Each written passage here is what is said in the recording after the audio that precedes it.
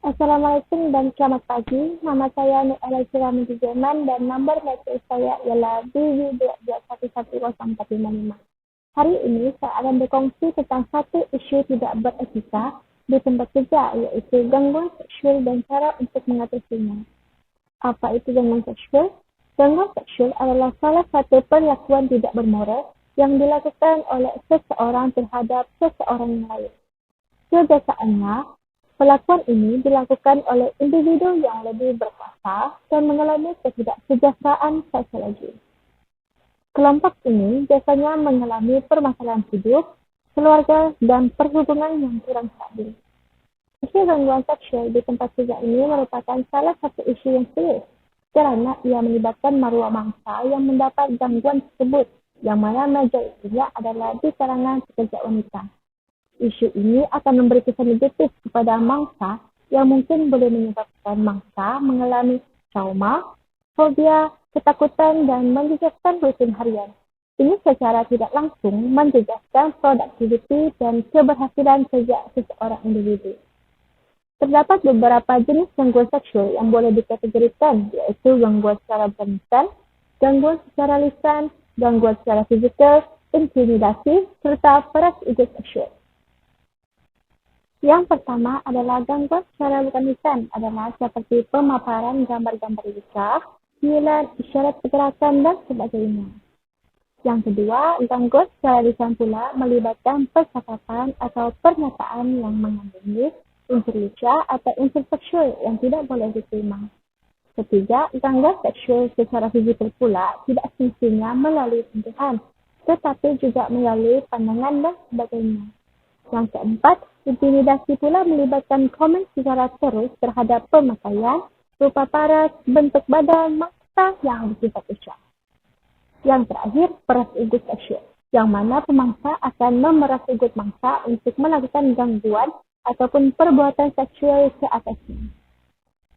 Antara 3 langkah yang boleh dilakukan untuk mengatasi isu gangguan seksual di tempat kerja ini ialah bertindak dengan yakin, membuat laporan, serta berpakaian dan berindah sederhana. Yang pertama, bertindak dengan yakin.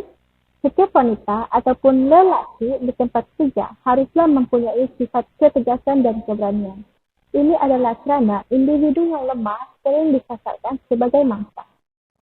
Sekiranya mereka tersebut berdepan dengan gangguan seksual, perkara pertama yang harus dilakukan adalah dengan bertindak dan bercakap dalam cara yang kuat dan yakin.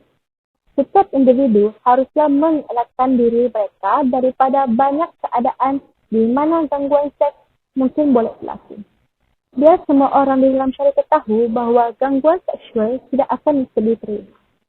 Jika seseorang membuat komen lincah, minta mereka untuk tidak berbuat sedemikian. Pastikan kedudukan pekerja mengenai perkara ini jelas. Yang kedua, membuat laporan. Apabila bercakap tentang gangguan seksual, tidak ramai yang berani tampil untuk melaporkan kejadian yang menimpa diri mereka kerana takut dengan tanggapan negatif masyarakat.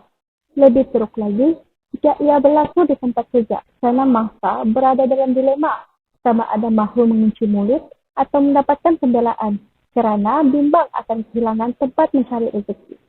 Tenang saja, laporkan insiden tersebut kepada penyelia atau pengurus sumber manusia melalui mekanisme dalam. Sekiranya tiada tindakan diambil, kemukakan aduan kepada Kementerian Pembangunan Wanita, Keluarga dan Masyarakat ataupun pihak polis. Langkah yang terakhir adalah pekerja hendaklah berpakaian dan bertindak sederhana. Ia adalah penting untuk memahami bahawa sesetengah orang meletakkan diri mereka di dalam masalah tanpa disedari, dalam keadaan yang boleh dipersoalkan. Mereka boleh ditafsirkan sebagai menggalakkan kepada gangguan seksual dengan berpakaian atau bertindak secara tidak wajar. Contohnya, berpakaian jarang dan mencolok mata ke tempat kerja sehingga mendedahkan tubuh badan adalah sangat tidak wajar.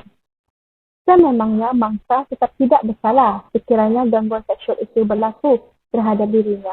Tetapi ia adalah penting untuk menjauhkan diri pekerja sebanyak mungkin daripada situasi di mana tindakan tersebut boleh berlaku. Tuntasnya, semua pihak perlu bertanggungjawab untuk mencegah gangguan seksual dari tingkat awal dan memperuntukkan undang-undang gangguan seksual di tempat kerja yang berkuasa untuk diamalkan di negara ini. Oleh itu, pihak yang tidak bertanggung jawab akan menghentikan dan takut untuk melakukan perbuatan gangguan seksual. Maka, pekerja wanita akan merasa selesa dan selamat apabila bekerja di tempat kerja. Sekian, terima kasih.